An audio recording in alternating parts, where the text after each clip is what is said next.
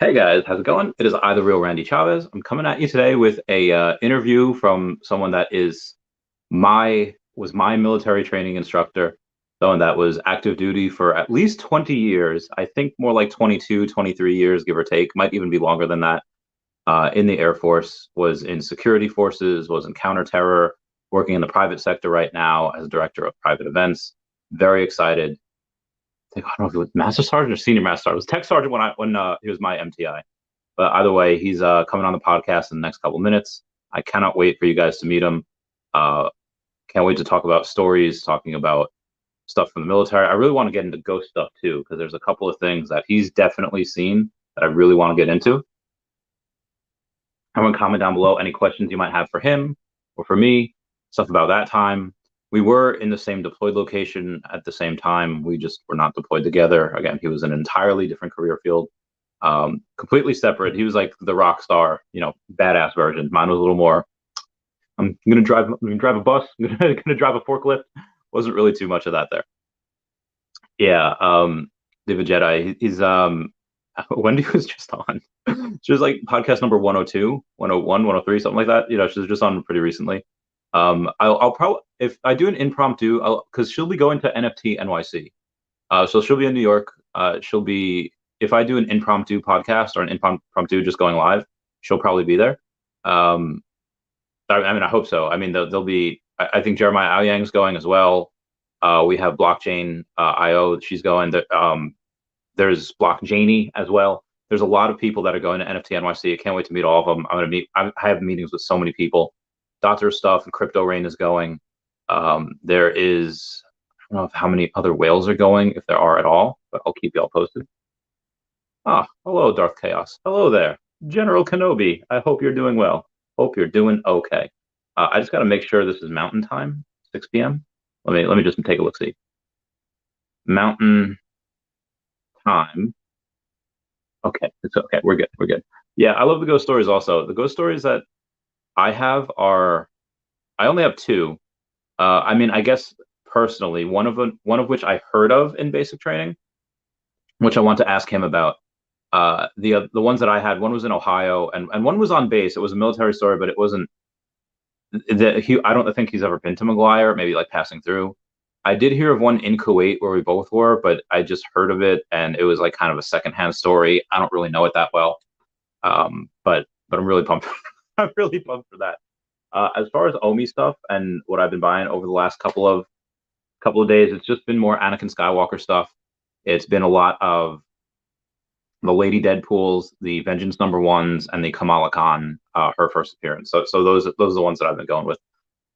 Why? Just because they're, uh, I think, and I don't want to say like they're grails and then go like 100x, but I think they are very, very good. There's not too many of them, at least as far as how many millions of people are probably going to be in this. There's not too many of them. Um, Russia's rebranding McDonald's. Anti-Americans is from 1 to 10. I don't know. Is McDonald's an American company? Okay. Is McDonald's an American company? Because I had this argue with Burger King. It was someone that was talking about Burger King not too long ago. It was years ago. It was pretty while ago. And like, oh, Burger King's basing their base of operations up in like Canada now or wherever it was, so they could pay less taxes. Like this is un-American. I was like, well, Burger King's a Brazilian company. So like Pillsbury Bottom, I forget how many years ago. I was in full McDonald's Corporation, American fast food chain that is one of the largest in the world, known for its hamburgers. Especially its Big Mac. No, okay, so it's an American company. Um, I don't. Is Russia? All right, hold on. Russia, McDonald's. Let's see if there's rebranded McDonald's restaurants unveiled in Russia. Why are they rebranded though? As per CNN from 2 days ago, Russia has relaunched McDonald's under new branding and ownership. CNN spread. Peitgein visited Moscow Pushkinskaya Square, same location where McDonald's first opened in Russia in 1990. And then you got, oh, is that it? Is that the view on CNN? Okay, I got to go to CNN.com to view this, which is fine. Okay, I think that's the whole article because everything else after that article is just is reading more articles. Like literally that the 3 line of text, everything else is just more videos. Oh god. I don't know why. This is why nobody goes to CNN. This is why nobody does their stuff, because it's impossible. So Robert Blockchain just announced a giveaway in the Feature Cord. He did. I was gonna do. I'll cover that in another video. But I'll tell you guys right now. He's mostly just gonna be doing a lot of giveaways from this AI art. I never asked Amar Singh about that. I'll ask him about that. It's his birthday today, so comment down below. Happy birthday to Amar Singh. I wished him that before. And basically, what Brock does is he describes what he wants to draw to an artificial intelligence, and they draw it for him. He's got some crazy psychedelic images, which are really cool. So I really wanted to ask an art gallerist what his opinion was of that. Is that real art? Is it art? I mean, I think anything can be art. Like if you go, Parks and Rec, it's like, oh, it's art. Anything can be anything. Sad floor, sad this, sad that. Yeah, I love that show. That's an American. It's a real man. Um, so as Brock giving that away, I will cover that in a video.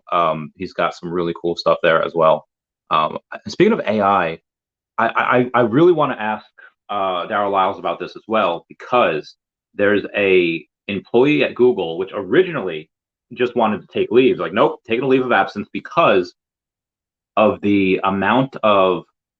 He said that the AI that Google was developing had become sentient, and he's like, well, it's asking for like a lawyer. This AI is asking like to be like represented as human, and this guy's and like, no, no, it's not really human, it's AI. And this guy's like, well, no, I think this AI has a point. So he like left, and now he's like suspended. Like it's a whole big thing. Dude, the AI is gonna take over the world. I had to take a sip of the whiskey for that.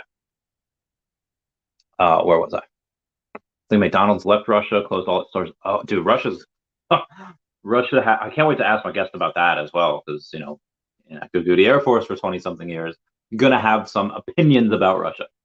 It's like when Todd's talking about Mr. Peanut Butter. It's like, oh, Mr. Peanut Butter has some strong opinions about sticks. I think he would have some strong opinions on Russia and all that.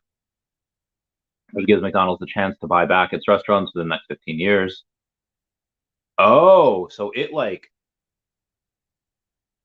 so what did it do? Like it told McDonald's get the heck out of here, and it told McDonald's like you can buy your restaurants back at some point. But did they like commandeer the restaurants? Oh my, wait, McDonald's left Russia, so I'm confused. Russia, so McDonald's left, and then Russia said, okay, you can buy back your restaurants in 15 years, maybe. Been loving all the AI art he's been posting. Yeah, dude, his AI art from Brock is amazing. I should call my guy and give him. I'll give him a couple more minutes. I don't want to. I might be in traffic, give or take. Got myself a comfy dino. Oh, do you? Oh, good for you. Good for you, mate. There's a Russian oligarch bought all the McDonald's in Russia and relaunched them under new name and logo, but pretty sure it's all the same food. Yeah, it's most definitely all the same food and stuff, but it's really cool that a Russian like billionaire decided like in Russia, now they're his. Russia can be their leaders. I don't want to say insane. Their leaders kind of he's a thug, he's a gangster, and is not doing the right thing. I believe he's doing the not moral things. But damn, some people in Russia are just like savage. Terminator, here we come. Yeah, dude, we need like Will Smith. We need Will Smith to take on the AI robots. Because this is, I think even Nicole Arbor made a joke on like her Instagram or her Twitter. It says like, we got about 2 days to teach AI about morals and feelings before they take over. I was like, oh, dude, she's right. She's right. Big time, right? Big time. McDonald's pulled out. They weren't forced out. Oh, okay. All right. So they left, and then a Russian oligarch brought all the buildings. Okay. I think I'm caught up now on on all of that. So I'm going to go and as we wait here, I bought some Adventure Time recently.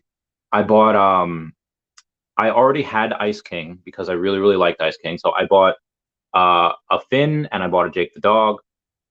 Because like I don't know, you just go to YouTube and type in Adventure Time funny moments. There's millions of views on it. So I didn't get the Marceline because Marceline's a couple $100 right now, and I don't have that right now. So here's what I'm thinking. Comic book people who love Spider-Man, they'll know who Ben Reilly is. They'll, Spider-Man. People go crazy over Spider-Man. And Ben Reilly's a clone of Spider-Man. But people that are casual MCU fans, they'll be like, oh, Spider-Man. They know Peter Parker, and they might know Miles Morales if they saw Into the Spider-Verse, or they play a video game. If they're gamers, even if they're not in the comic books at all.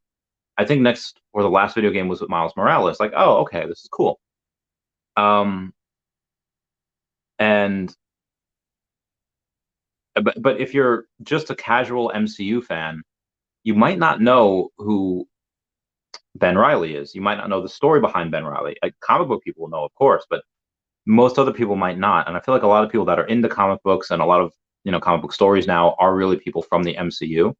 So what I've been thinking about doing, which I haven't done yet, just thinking about it, is I've been thinking about selling my Ben Reilly, which is actually holding up pretty okay. It's at exactly the price that I bought it for, $26.99, and I could finish my Marceline set, or I could finish that first Adventure Time set.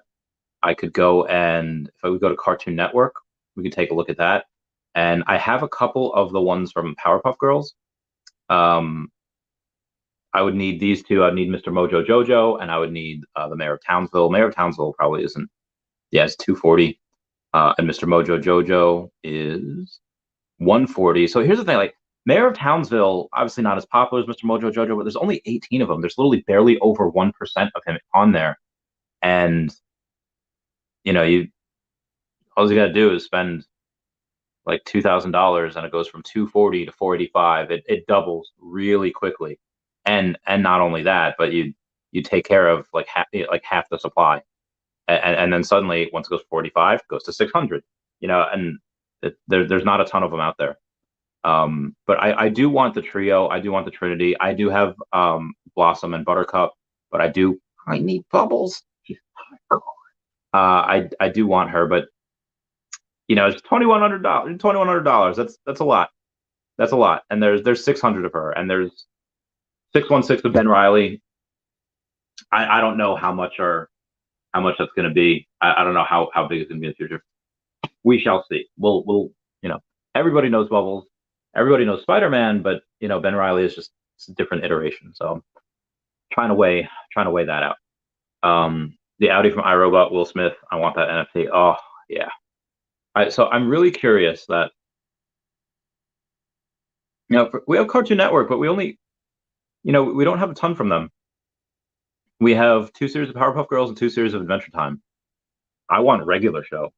Oh my God, do I want regular show? I want some awesome cartoons. I want some really good things, and we just don't have them yet.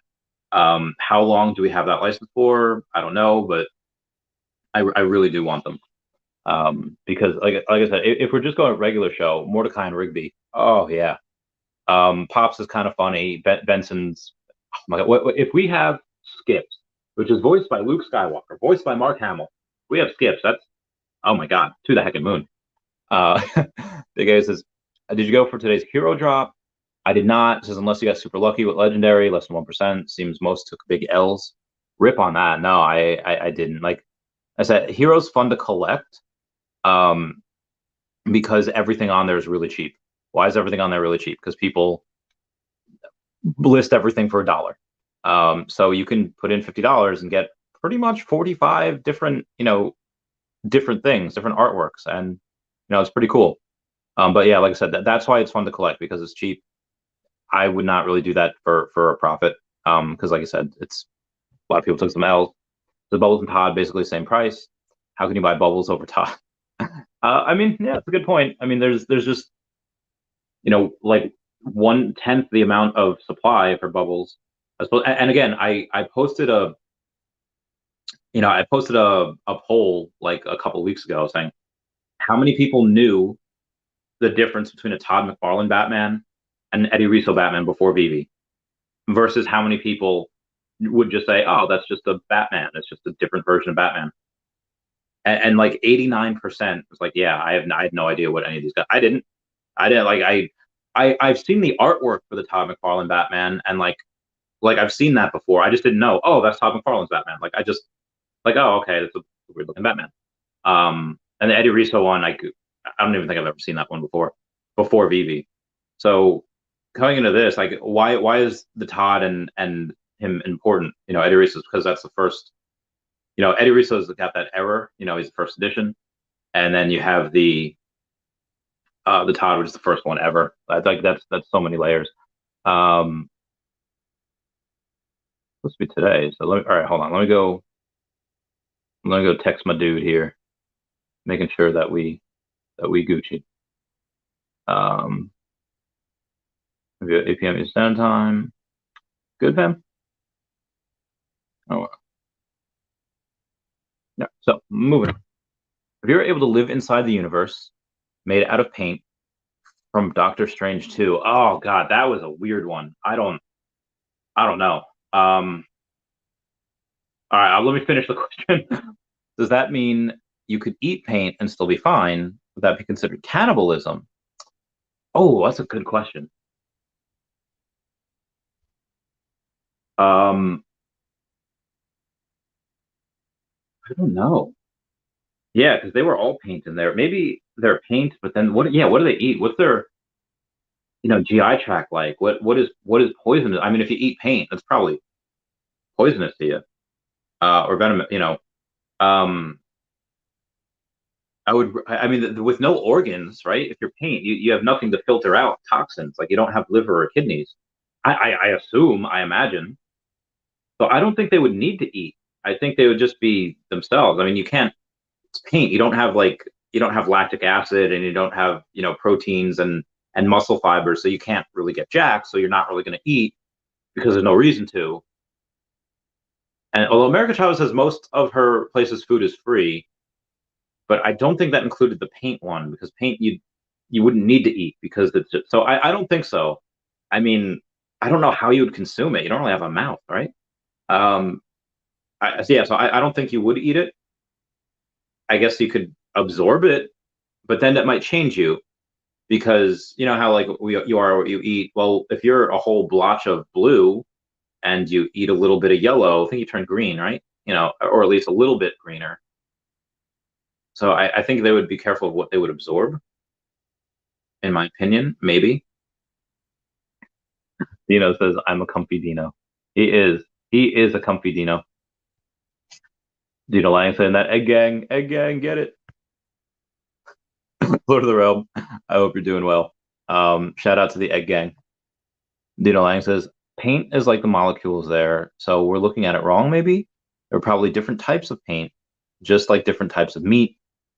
Cow meat is okay, but human meat, not so much. Okay, so there are types of paint, just like different types of meat. Cow meat is okay. Okay, well, yeah. So in an episode of BoJack Horseman, there was, where there's humans and there's animals. There is a certain type of animal. I forget. They're chickens, but they're, like humanoid chickens, where they can speak, they can talk, they have the same intelligence as a human. But then there's other chickens that are just as you would expect, just big chickens. They're just stuff that you could eat. And Chicken for Days, that's the name of the company. It's like Chicken for Days, because nobody knows chickens like chickens. And that was like their gimmick. Like their chicken is going to taste the best out of every other company because they're chickens and nobody knows chickens like them. So if we go and we say that it's like a BoJack Horseman universe, that there is the normal paint that everybody associates with, and then there's the the humanoid paint, and then there's the normal paint that you would paint colors with, that you would eat. Maybe that would be a good way of looking at it. That's a good point, I didn't think of that. Thank you for giving me that particular view that I did not have beforehand. Don't eat yellow snow, don't eat yellow paint. Yeah, I wonder if everything is white. Like I wonder if all the paint is white beforehand, and then as how like the earth is just earth, and there's wild and there's nature, and we tear a lot of that down to make human stuff, like factories and houses. I wonder if that world was filled with white paint, and then as the humanoid paint got more advanced, they started taking over all the white paint. Like I want, like how in the middle of New York City there's a Central Park. I wonder if in the in the paint world, I wonder if there's places where like no, you can't go there. There's uncontacted paint trends, uncontacted canvases, and we can't disturb them. But I wonder if there's places that are untouched by paint. I'd be really curious about that. I would. Oh God, we're having such a deep philosophical discussion about paint. Never noticed your profile pic. Tell Randy just blew it up. Well played, well played. Oh yeah, dude, look at that. I think I've actually seen that. Dino, is that your actual picture? Because I have seen that floating around with the, um, so I really hope that's, yeah, let me know. I think my guest is running a tad late. I'm not 100% sure what do be going on. Oh God, where's this from? Let me check on the Facebook here because his new story. Let's see. Okay, well that was from 2 hours ago, so I think that was when he was at work. Work. I mean, for a lot of whether it's private contracting, private security, sometimes work does run a little late. You got someone running naked onto the flight line, and you just be like, "Well, I got to do a report on this. I got to like say, well, okay, subject appeared on flight line, declothed at 13:27. Subject began to run across at 13:29. It's dumb, it's stupid, but unfortunately that is what happened. Don't own a Walt. I am Vader. Someone made it for me. Oh, that's really cool. That is pretty legit. I'll be interim guest. I mean, you want to, I guess. Oh. Jeremiah Aoyang had said, "Oh wow, yes, so glad you did it." So Jeremiah Aoyang said, "What event should I be going to at NFT NYC?" And I said, "Unsure, but let's meet up and grab a drink." And Jeremiah Aoyang said, "Oh wow, yes, so glad you will be there." I am going to get him on the podcast. He said he's free in July, so I will 100% get him on in July. I sent him a couple of dates already. I also got an email from Peter Schenkman. I think it was this morning, or yeah, it was this morning. I didn't even go to bed yet. His assistant just emailed says, "Hey, is there a certain day of the week, time that you prefer? What time zone are you in?" So I will reply, "Howdy. I can do. What day can I do? I can do tomorrow. I can do Wednesday. I can do Wednesday, Friday afternoon. I can do Wednesday or Friday afternoon this week. At any time is fine." And then I can tell him that I have NFT NYC next week. But I can do that first full week in July. Okay, all right. But I can do that first full week of July. I am in New York, but can do whatever time Peter needs. Okay, so that is sent. Dino says send link. All right. Okay, Dino. We'll save this podcast yet. Give me T minus 2 seconds, 30 seconds. Copy the text. I'm gonna go to my boy Dino. Now, be advised, Dino. I will. For those of you that don't know, Dino had a when I was interviewing David Yu, I see Dino's face pop up down there. I was like, Dino, you trying to crash my interview right now? So of course I had to kick him off screen. I apologize. So I was like, Dino, sorry I had to kick you off, but David Yu, man, and he's like, no, I get it. So Dino, I just sent you the thing. Showing the teddy bear or the paint. Can't tell the office. That was a good one. Okay, yeah. Vader gang. 5K Walt soon. There was actually a couple of him in there was a couple of them that were sold for like 5,900. I don't recognize.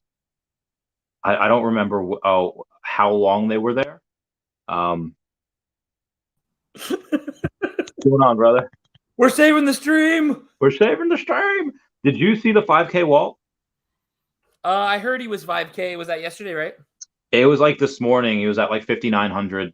He's at 6,900 right now. So everyone comment nice down below for 69. Yeah, I heard that was yesterday. I heard a couple people scooping him at 5K too. Yeah, crazy times. Crazy. I wish I had the money. I wish I had the funds. What have you been purchasing recently? War, counter terror. Come on, I got. What have you been stacking recently? Gems. No, okay. I mean, I'm kind of in a holding pattern right now. I mean, I bought some hero today. Bad decision. Don't do that. Oh yeah, I heard. But I mean, it's all good. It happens, right? You can't win everything. Yeah. But yeah, no, I'm not stacking right now. I mean, I still have my Vader. I love him. He's beautiful. He's amazing. I'm just kind of holding, waiting. I think that we can't change the overall economy right now. You know what I mean? Like, even if veve gets MTL 2 months ago, we can't change the world way the world is right now. Yeah. We're in a bear market. So, I mean, I think people have you can't really have super high expectations like right now. Yeah, no, agreed. Although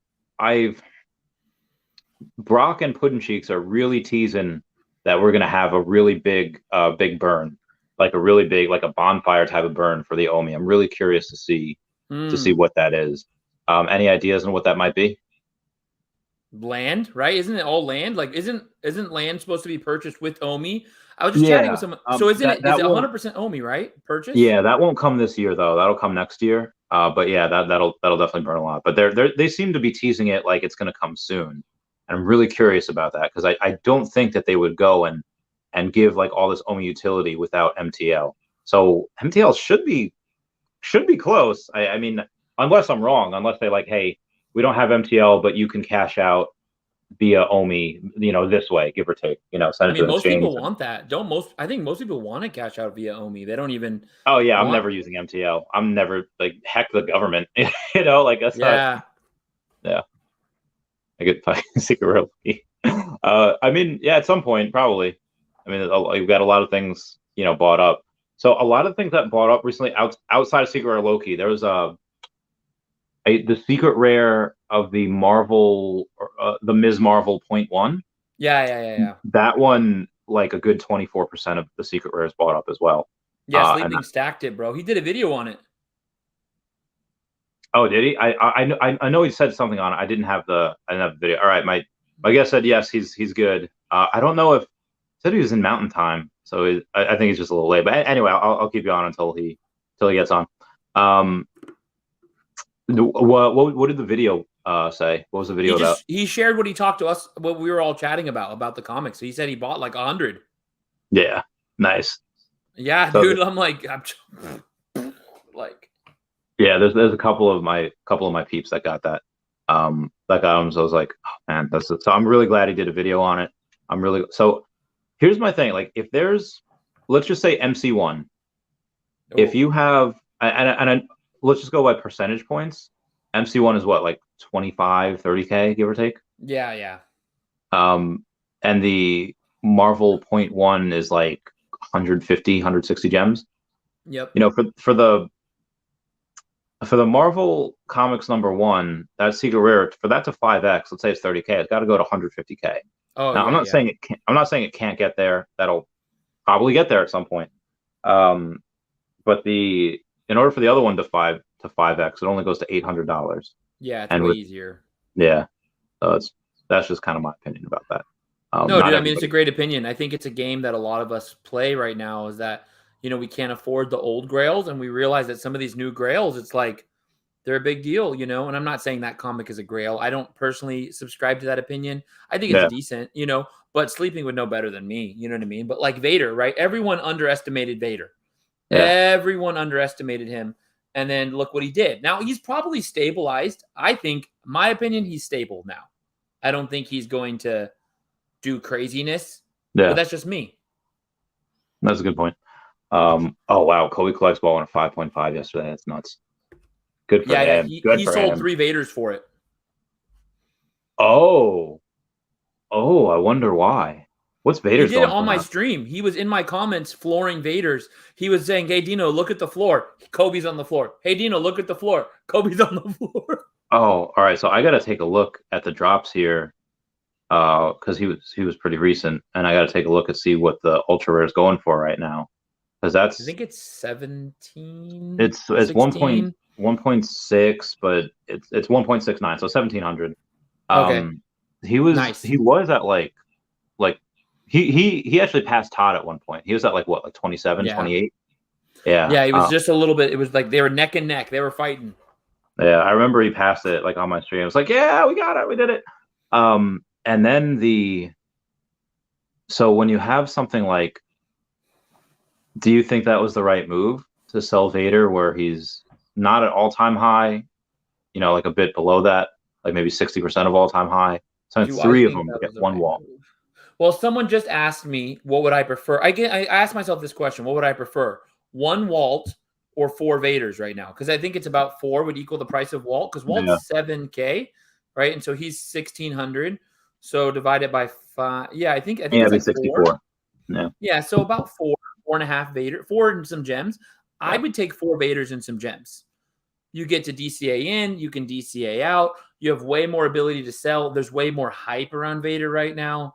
Vader has a way easier 5x, 10x potential. I think there's just a lot more things going for Vader than a 6K Walt right now with MTO looming, with the market the way it is. That's just me. Maybe yeah. I think long term. Well, no, if I'm getting 4 Vaders and some gems, I'm probably taking the Vaders. Yeah, I would. So the reason why I would take Vader's is because if I needed gems for something, like both of those are going to go up. Both of those are Yeah. going to probably go stonks at some point. But you have Vaders where you could sell 2 Vaders and still have 2 Yep. left, and the Yep. Walt you can't. But Walt has been 8x from here, whereas Vader has not even 2x from here. So that's why I would be a little more bullish on the Walt. But again, you don't. If you need funds, you can't sell them unless, and then that's it. If you sell them, you sell them. You're not going to get them back for that price, probably, unless you get Yeah, like that's a super good lucky. point. Yeah, my mind goes to also the thing that does it bullish for Walt is people are in a lot of pain on Walt. Like, that people have bought Walt from 50K all the way to 6K, right? Yeah, So they've been buying him all the way down. So people are not willing to lose money. So that means a lot of people, right? So that means that they're going to hold their Walt harder. Whereas a lot of people invaders are in profit, massive profit still. good point. So they might be like, oh, 3K, I'll take that. That's fine. You know what I mean? Like I just 30x my money, whatever it is. Yeah, no, that's a good point. So we have 2 schools of thought. One school of thought is that once MTL comes, everyone's going to cash out. The other school of thought is that all those people that wanted to cash out have cashed out already, and there's only going to be a certain amount of people that are able to cash out because of how many gems they have. And MTL will actually be really bullish because a lot of whales, especially that don't want to come in right now, will come in because of that ability. What's your thoughts? I probably should make a video on this. I've been thinking about it just by like watching the market this week. Um, I personally feel like MTL probably isn't going to cause much more of a dip, but I think what people don't realize is you can't escape the market that we're in right now. Yeah, Now, and MTL makes us synonymous with Bitcoin. It makes us, it makes us the ability to track together. Like, all the markets track together, right? When Bitcoin goes down, altcoins go down. When Bitcoin goes up, altcoins go up. And they all kind of track together. And right now, VeVe's kind of been separated and insulated. And yeah, I think we can't escape the bear market that we're in the recession. So I personally feel like MTL or no MTL, it's still going to get bloody.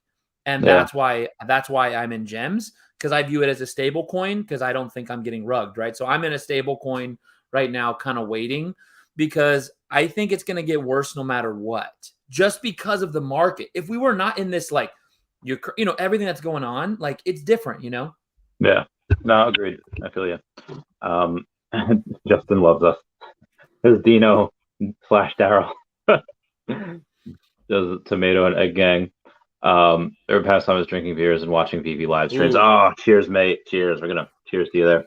Cheers. Randy, I want to ask you something. Yeah, sure. Okay. I want to talk about land. I've been very interested in land recently. So I bought Alluvium land. I like the game. I'm very interested. I want to get maybe some ape land, possibly, especially with ETH the way it is.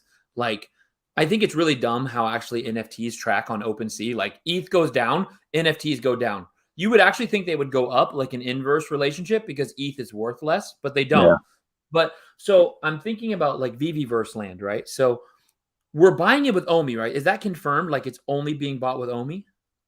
We don't. I mean, it's definitely going to be bought with OMI, but there's a chance that they might also use Ethereum. There's a chance that they might also use. And here's why I think that they would do that is because, and this is completely unsubstantiated. There's no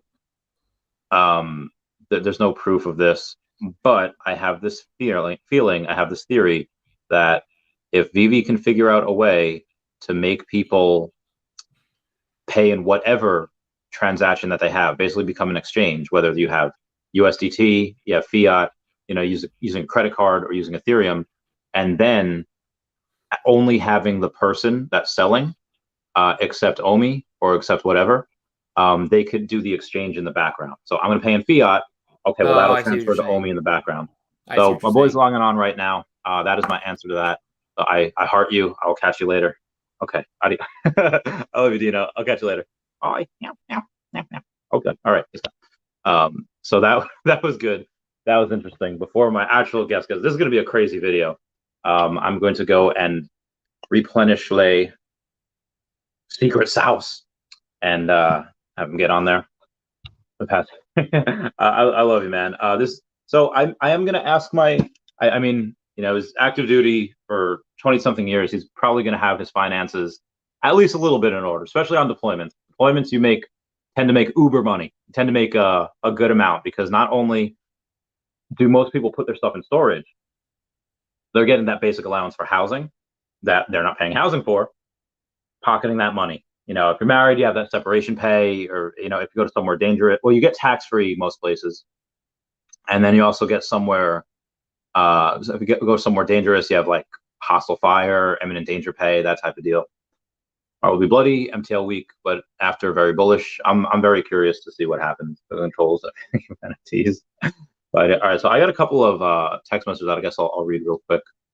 One is from my boy. Just got these. Feels like stealing. Oh my goodness. Get that bread. So I got a buddy of mine that's got 215 million OMI, and he says on the way to getting a lot more. Sending me a video, which could take a while. So the video I'll get to after the. Oh, there it is. Oh my goodness. Oh my God, what a bad. Oh, that dude is insane. And he's gonna have over 100 million more than I do. That's absolutely bananas. I'm so jealous. I'm so jealous of my man. Where do you see the OMI price going? Oh, 3 years, 2025, dude. Like 69 cents. Comment down below for the 69. Nice. Yeah. There's and why? Because you have excuse me.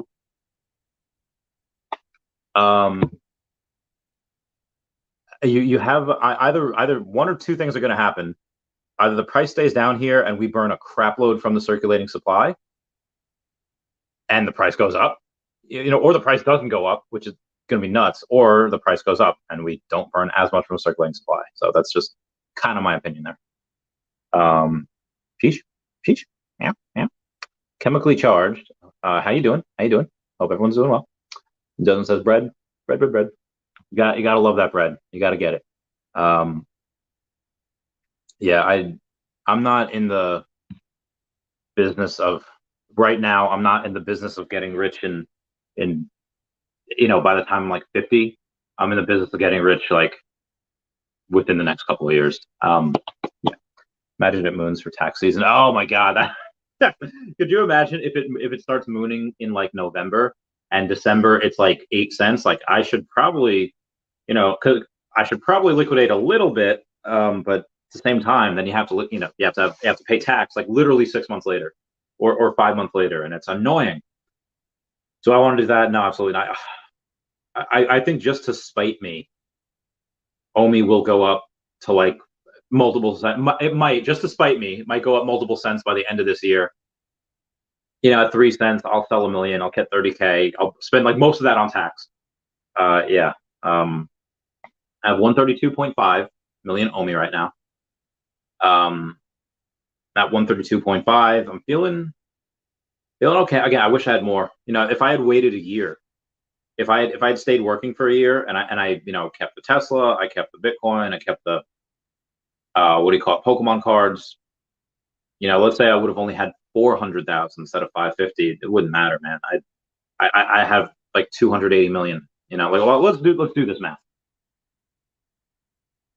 Let's do this math of let's say 400,000, and multiply that by 0.0012. Oh no, I'm sorry. We got to divide that by 0.0012. I'd have 333 million. Oh, Jesus, that's nuts. Watching my group now.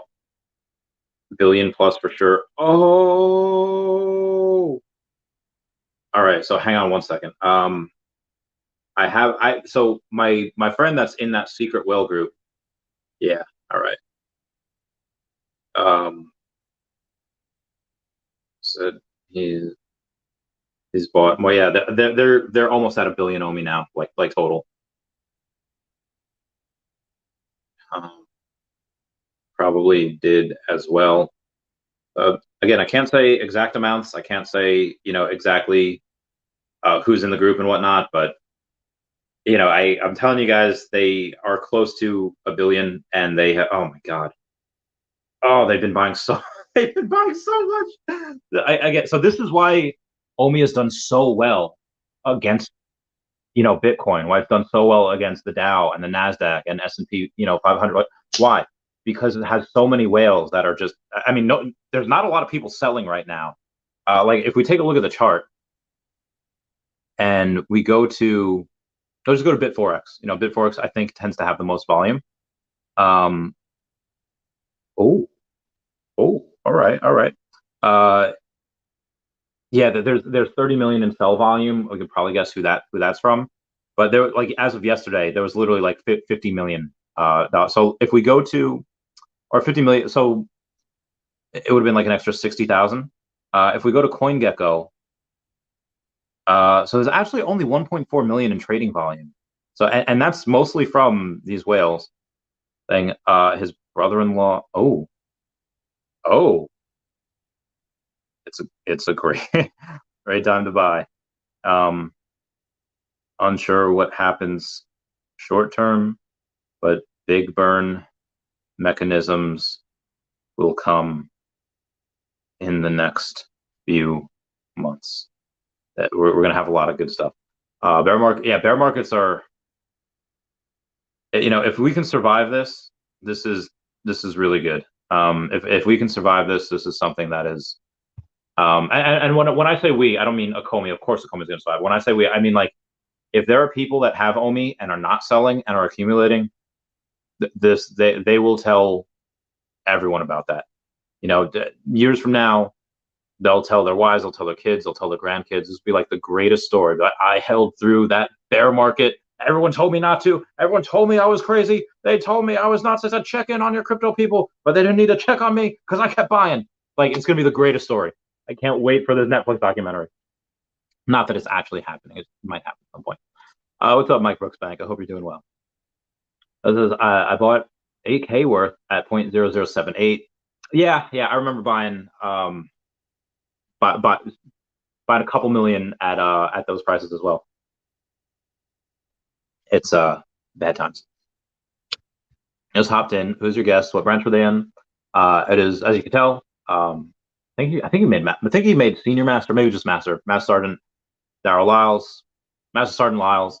He was tech sergeant when I was in. He was in the Air Force. He was my military training instructor. So I'm really excited to get him on. We got buddy mine saying still due to meeting at Decon last October. Your favorite charity will be rewarded, and we're gonna have huge fun. I love Best Friends Animal Society. We I don't know how to say that. We will change the world together. This guy that I've been taught that's a whale. He donates every year to St. Jude's Cancer Fund. He donates a lot of money. And we got there he is. There he is. Let me add him to the stream. Good afternoon, sir. How are you? You're on mute there. Go.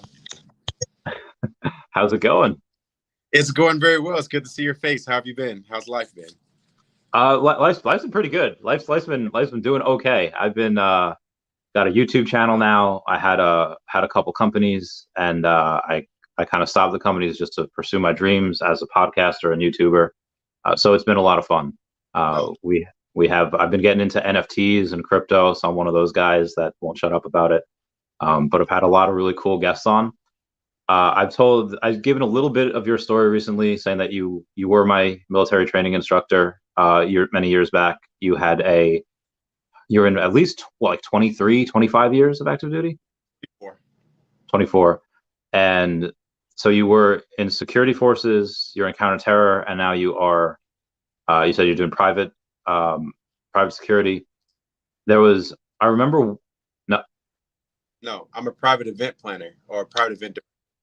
Gotcha.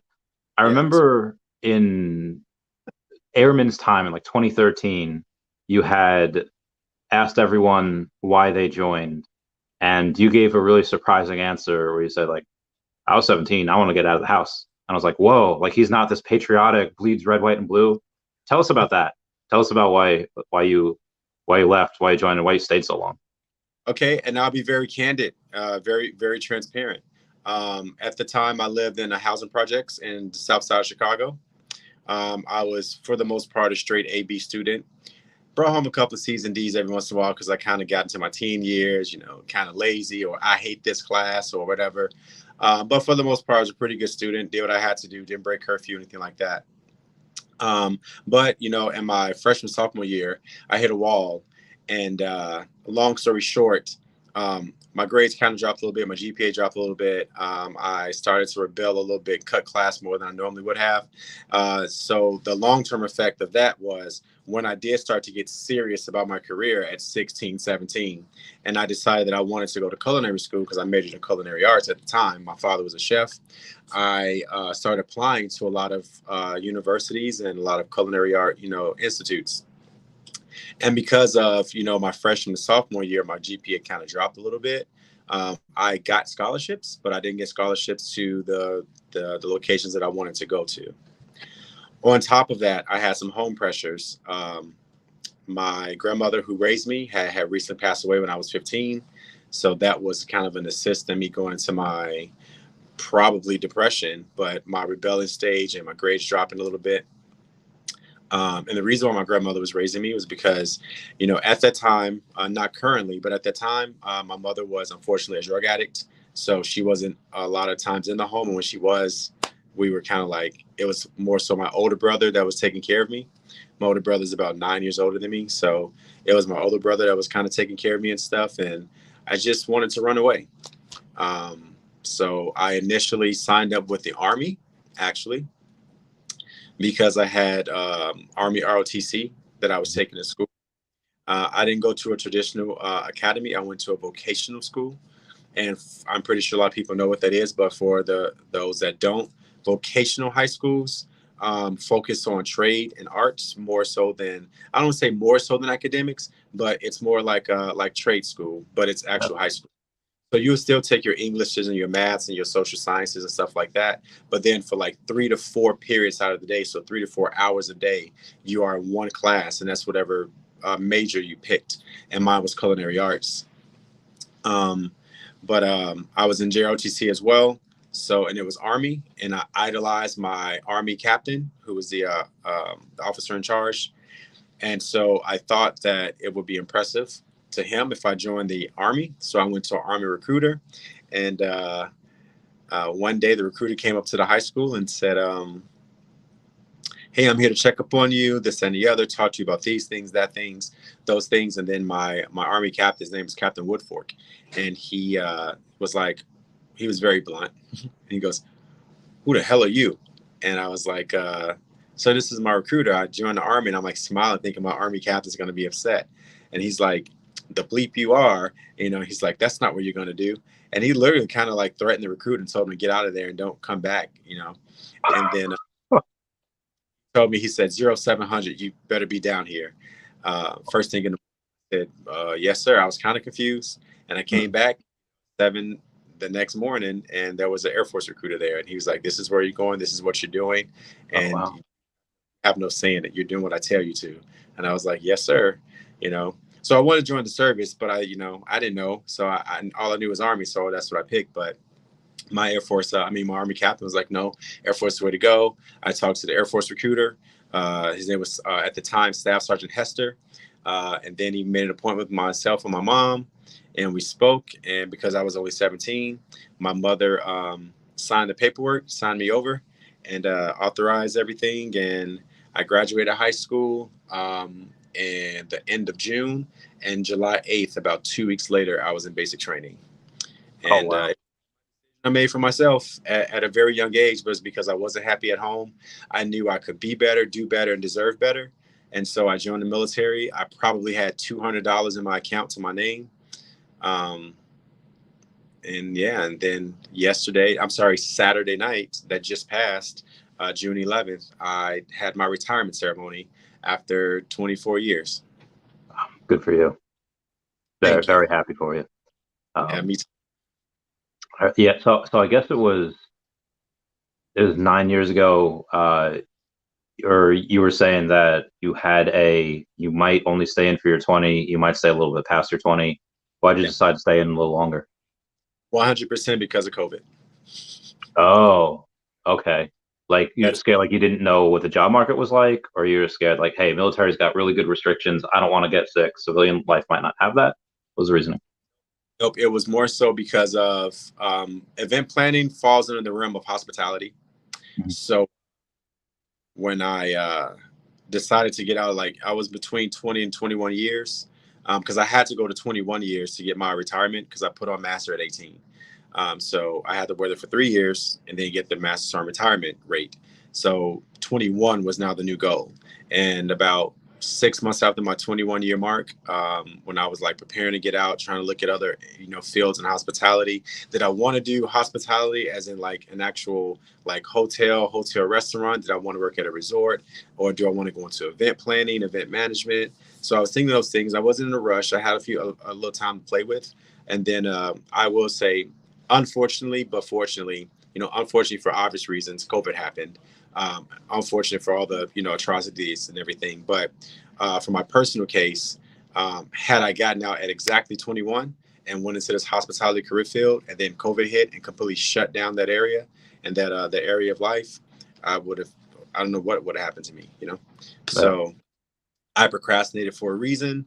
And then when COVID hit and I saw that the hospitality industry was pretty much, paralyzed at that point, I just thought, I would go to higher tenure. For your audience, that means in the military, once you promote to a certain rank, they give you X amount of years to promote to the next rank. And if you don't, then they'll separate you or retire you. And so my higher tenure was 24 years. And it wasn't my intent to stay in. It's just that the world was in a pandemic. So I just stayed in for an extra 2 to 3. And once the pandemic kind of started to die down and hospitality started to slowly open back up, I started out processing. So, and I got this job through SkillBridge. So good for you. When you had originally signed up, did you originally sign up as security forces when you got in, or is that something that you fell into after a while? I did. No, I was originally security forces, and I made mention of that at my retirement ceremony when I thanked my recruiter for allowing me to make the decision at 17, as if I knew what the hell I was doing. Horrible decision. But no, I grew to love it over the years, being a law enforcement officer, not to go super, super political, but being one of color is another challenge. No.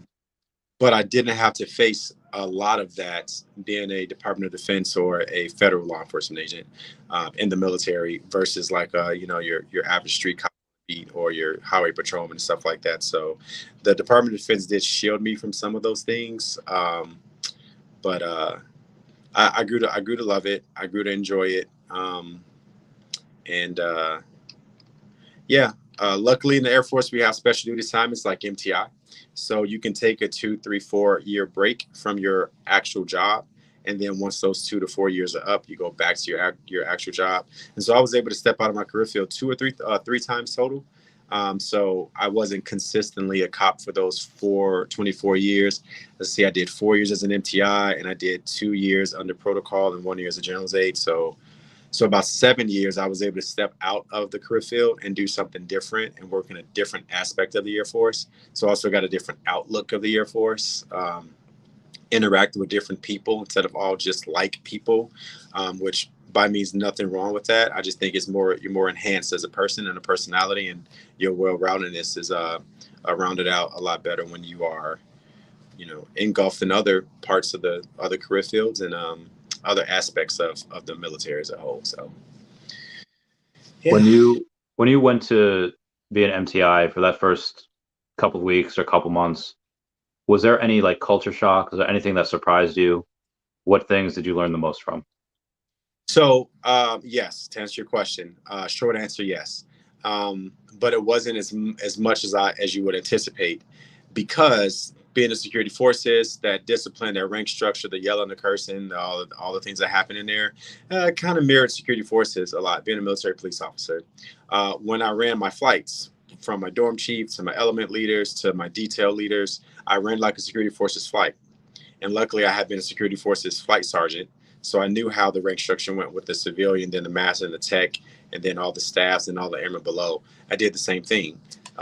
So that wasn't pretty much of a culture shock. The discipline wasn't. For me, it was, although we as MTIs or we as instructors are teaching you all the enlisted force structure and rank authority and respect for rank authority and stuff like that, and things like that, we as instructors didn't really care about rank. It was about seniority and the hat and the Smokey the Bear hat.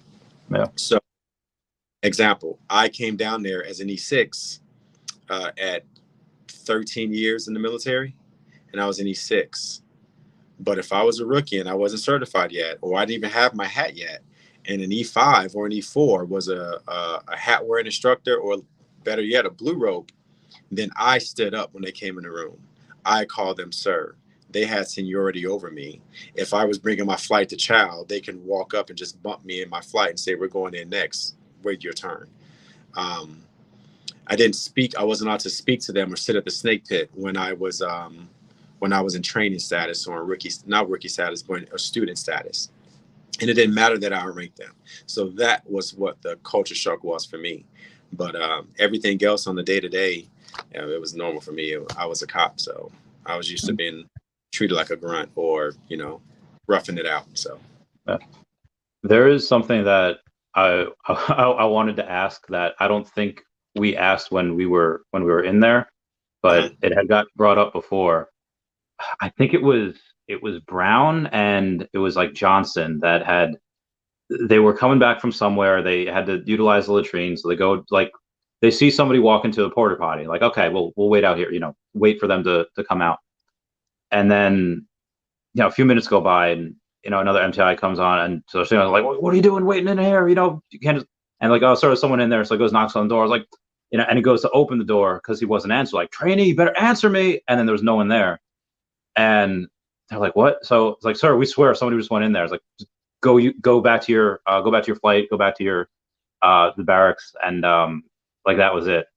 Was there any other stories of ghosts or any other type of apparitions happening either in BMT or either in places where you were deployed that you might have heard of? Not that I know of, and if it was, I wouldn't have been. Really? Telling you, I told you I was raised by my grandmother, and she was a Creole from Baton Rouge, Louisiana, and she talked about spirits and ghosts. And if you say something, she would bless the whole house. I didn't say anything. That was a ghost talking to you. Bless the whole house and stuff like that. So with that being said, and that being my upbringing, if you told me that was a ghost in them dorms, them damn dormitories, I wouldn't have been there. Y'all wouldn't have had an instructor. Y'all would have been running around with Brother Flight, because I wouldn't have been there. Yeah, it wasn't in the door. It was down. I guess it was near the. I think we were coming back from the track, or whatever. It wasn't the. It wasn't the urinals by the track. It was, I think, the ones that were next to the flight kitchen, wherever we were marching one day. Yeah, they went there, and yeah, so that was the thing. We were too scared. Yeah, I'm not coming back. I wouldn't. I don't play around. Because I have my experience. Think I've seen one, and it was actually my grandmother. And then I had an experience. I was at F.E. Warren at first base, so I didn't have any at Lackland, but I do. I believe in that stuff, and I know what I saw. So what did you see? You can tell us about that. So my grandmother, like I said, she passed when I was 15, and the way our house was set up, if you were in the bathroom, sitting over the sink, looking in the mirror, you can see the door behind you and whoever walks past in the hallway. And so I was brushing my teeth and I was getting ready for school, and I saw my grandmother in the mirror in the hallway, and she had on she usually kept her hair braided with a silk rag over it, and she had her hair rag on. I can hear her house shoes on the floor, scuffling by, and she had a cup of coffee in her hand, and I just saw her walk by in the mirror.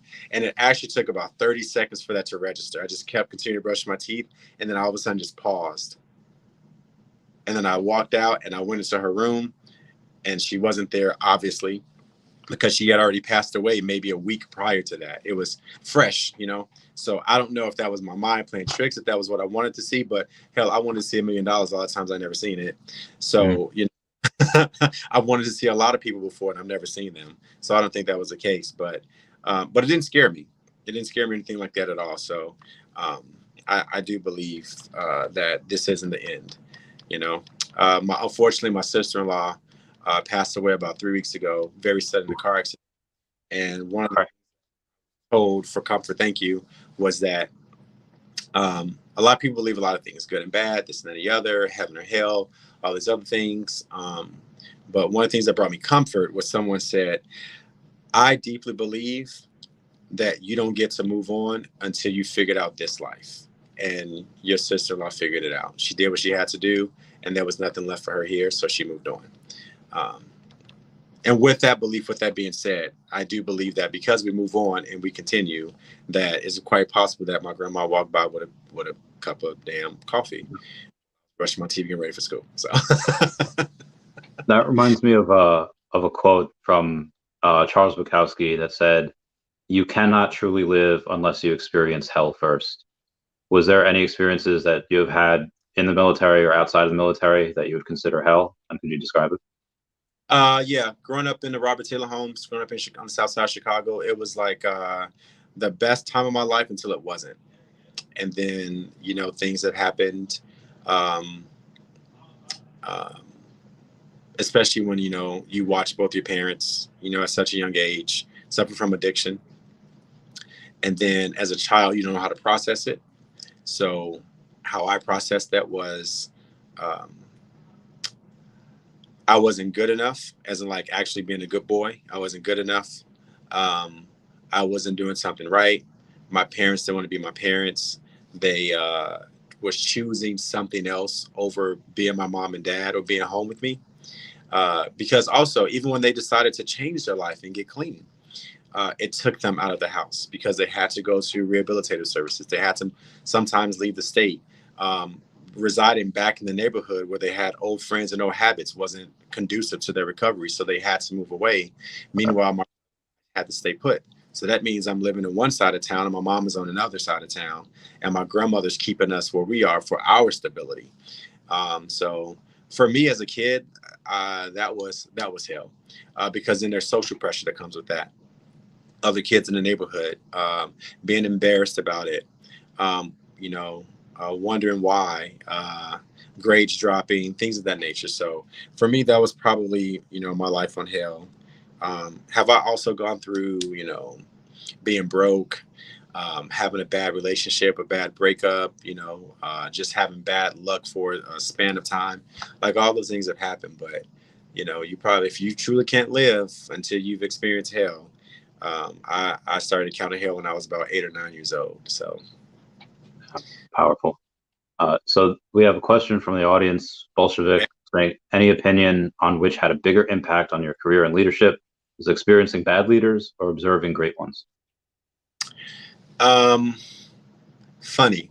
Again, Saturday was my retirement ceremony, and I was giving shout outs to a few folks that impacted me in my career.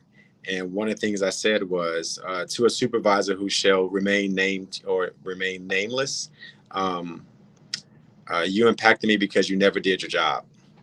And you showed me everything that a supervisor should not be. And you showed me everything I did not want to be. And I probably learned more from you than any other supervisor I had. So, because it's really easy to have someone that shows you 4, 5, 6 good qualities, and you pick and choose which ones you want, which ones you don't, which ones, align with your belief system or, your way of moving. But when you have someone that has 6 or 7 bad habits or bad personality traits, you pick up on all of them, and all of them, strive to not do. So my positive leaders and positive leadership and positive co-workers, I've even had some troops, some subordinates that have inspired me. And they've inspired me greatly, but it was that one negative supervisor and other negative people throughout the way that probably inspired me just a tad bit more. Because I remember the feeling I had about the people that were positive, but I remember greatly remembering that I don't want to be looked at like that, or I don't want people to feel about me the way I feel about that person. That was more of an impact. Was that supervisor there? No, she was not. I'm pretty sure that she was watching on live stream though, or will at some point. Does she know that you were talking about her at that point? Like, will she be like, shoot? She will, because my speech was full of a lot of sarcasm and jokes and a lot of dry humor. And when I said you should remain nameless, I then said, and to my next supervisor right after her, Mr. Schuessler, and I named him. So if anyone knew me during that time, they would know exactly who she was. Yeah, that's amazing. That's okay. So on the deployment side, going away from the States, where I know you at least were in Kuwait for a little while, what other deployments did you go on? What type of things did you learn? Which ones did you learn the most on? So I learned that I can get complacent very quickly when I was in Iraq. But to go in order, I've been to Saudi Arabia. I've been to Kuwait like 2 or 3 times. I've been to Iraq and to Afghanistan and to an unnamed base in the Middle East. We'll just put it that way. So those are those locations. And then my last 2 years in the Air Force, when I was working in counterterrorism, I was assigned to Air Force's Southern Command. So I was assigned here at Tucson, but I was always flying to Belize, Guatemala, Jamaica, Honduras, and El Salvador. I was assigned to the entire Central and South America region, but it was 8, 9 of us, and we were all going different places. So those are the 4 or 5 places that I personally frequented. I wish I could go to other places and did more, especially Peru. But I went to those places on those were more like TDYs versus 6, 8 month deployments. They were like, hey, you got to go down to Belize for 5 days. And then while you're there in those 5 days, one of those days you have to fly to El Salvador and then come back. And then you're home for like 2 weeks. And then you go to Honduras for, 14 days. And then you come back, you're home for a month. But now you got to go to Guatemala. And so it was like that. It was just frequent trips back and forth. It's not really deployments.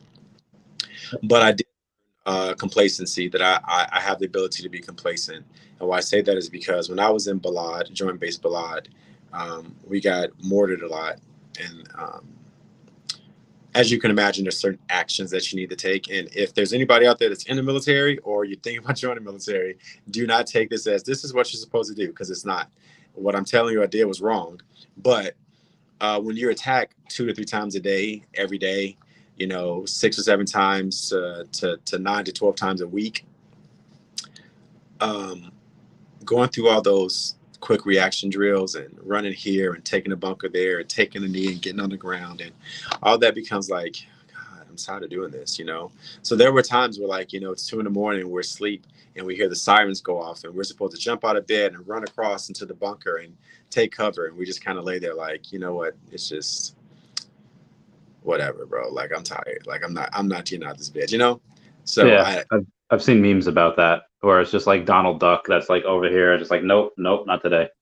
Yeah, not today. Yeah, that's actually real. Those memes are based off of reality. And so that's one thing that I learned. But I also learned that I was a little bit stronger than I thought, because also in that one particular deployment, this was in 2009, to join base Balad. Also in that one particular deployment, I worked an entry control point that was near the neighboring town, and it was a hospital right behind us. So locals were allowed to come on to the hospital if they were injured or sick. And there was a purpose behind that. I can't go into details, but there was purpose behind that. So working that gate, I saw a lot of medical emergencies. Some of them were a woman got shot with a flare gun in the butt. You know, it was pretty traumatic. And, you know, she had a lot of burned skin, 3rd-degree burns to the area, but it wasn't life-threatening or anything like that. And then I also saw, you know, a young boy about 4 or 5 who cracked the back of his head open. He was just simply climbing, you know, playing around climbing a tree and fell off. You know, saw a guy who got hit by a car, went through the windshield, people that were hit by IEDs. So I saw that too. And I was a supervisor. I was a flight chief. And so I was controlling the forces that were going down there to assist. But I would go down too, just to check on my guys, make sure they're okay. So having to see those things, I thought, and most of your viewers may think that would mess me up. And maybe in the long run it did, but like, you know, in the immediate and in the present, I don't really feel super affected by it. Just kind of like, man, it's you know, messed up. And I don't want to say cool story to tell, but you know, there are things to tell people, you know, and not to brag. When I tell those stories, it's when I go back to Chicago and see my younger cousins and they're doing dumb stuff or getting wrapped up in nonsense. And it's like, you know, life could be so much worse.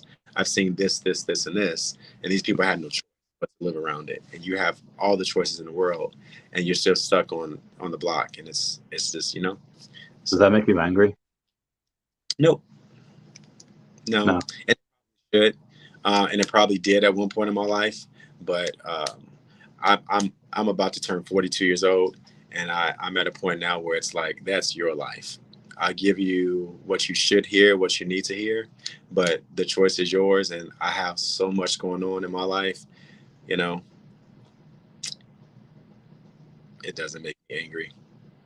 So obviously you've probably worked with on an Air Force mission, you probably worked with Army, worked Marines, whatever. Any stories about how you've worked with with Canadian troops or troops from Norway, Australia, IDF, other than them?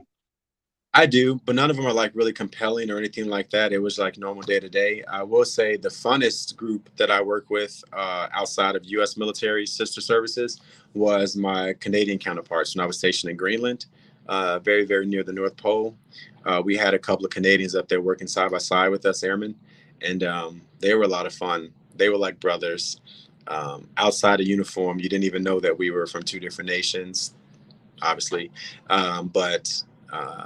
Yeah, they weren't like the ones on South Park though. They were a little bit different from the ones on South Park.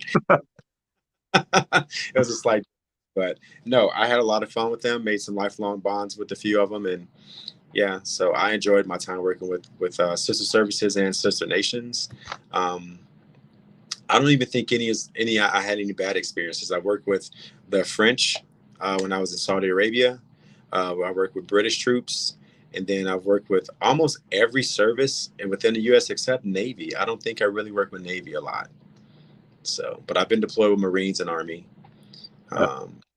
Everyone has their own culture, but it wasn't like people think with like the rivalry or you're with a Marine, so the Air Force is getting bullied or any of that. It wasn't any hazing or hate. There was a lot of discussion and teasing about being spoiled and you guys got the nice tents and stuff like that, but it was all within brotherhood and friendship. So I had a good experience with everyone. So I don't know if everyone has that story, but that was mine. Have you heard of Vet TV? No. It's this one, I don't think he's retired. This one old Marine that was in for X amount of years, got out and started making skits about the humor that the post 9/11 vets tend to have, as opposed to vets from like Vietnam or vets from back in the day. It's really raunchy. It's really crazy. There's like a bit of controversy about it because like a lot of people don't want to see. Are they like Are they what? Are they like comedy skits? Yeah. Oh, you know what? I think I've seen like advertisement or like previews or stuff like that. Yeah, but I've never seen it. Yeah. I think I'm just talking. They're pretty funny. They're pretty hysterical. They have a bunch of that. So you said there wasn't any type of hazing between, sister branches. Was there any type of hazing that you'd gone through while going through training for security forces, or like, hey, this is your rite of passage that you have to do? M.T.I, 100%, 100% drill sergeant, drill instructor training, 100%. But it was nothing that ever like crossed the line or that made me feel super uncomfortable. It pissed me off, but it wasn't anything that I felt like my safety or my life was threatened, anything like that. It was just, frat stuff. And students had to carry their lesson plans with them at all times. You got like this really thick binders, like 75 lesson plans. And if you left them, they would do stuff like, I don't know, put them in ice, string them up the side of the flagpole, or just simply hide them and then yell at you for not having your lesson plan. And you better find it. And you're like, I don't know, and so just stuff like that. At least for me personally, I don't know everybody else's story or experience, but like I said, that was mine. One incident I had was I had a flight and I was still a student. And, when you get ready to go to PT at, 05:45 in the morning, was it 5:45 or 4:45? I don't know. But it was nighttime. It was still dark outside and no one should have been awake. But here we are yelling and screaming at you all to get downstairs and size up and dorm chief, let's go and close them and let's go, march out. And everyone's at ease march. And at the point in our unit, when you cross the road, you had to go right if it was a PT day, like push-ups, sit-ups, jumping jacks. So you had to make a right to get to the pad, or you had to go left if it was a run day to get to the track. And for whatever reason, my trainer would never tell me if it was a run day or if it was a strength day. And I got smart one time because I was like, if the trainees fall out with their run belts, then I know it's a run day and I know where to go.